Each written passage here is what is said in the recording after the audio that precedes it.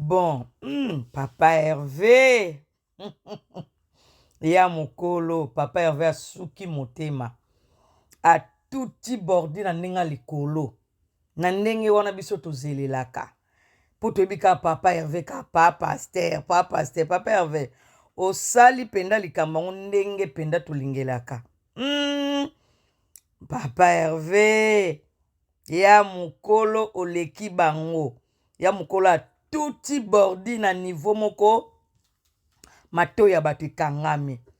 Pe Papa Hervé akangi TikTok. Papa Hervé. Limbise muke. Twana matanga collègue nao. Po niveau ya bordi wana. Na ba mai baby eko kota na kati. Chérie yaka to lingana. Keta créé. Papa Hervé. Bon. Ndenge zala kaka. Balobi mabe na muta obanda. Bino mo botutele to Papa Hervé. Bordi na fiki na 2013. Papa Hervé papa santé. Mokolo yé pas que beta na fiki. Azou se bino bordi. Ça passe comme ça. Papa Hervé salara likama onde boye. Bino no tu baba na RDC. So muninga tuti bordi. Opemi kaningo tu sala. Ka esika wana ya bete la ki obeta bo. Osepese mitema na bato.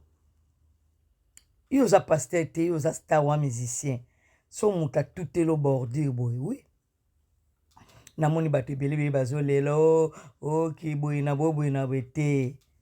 Soki bimi na munoko ya ba fan bana balabala problème eza te neti boye toyebi kaka fiki mo bebeta na 2013 ba fan baza tanga ekombo ya boye tango pe me Papa Hervé penja okena likambo likolo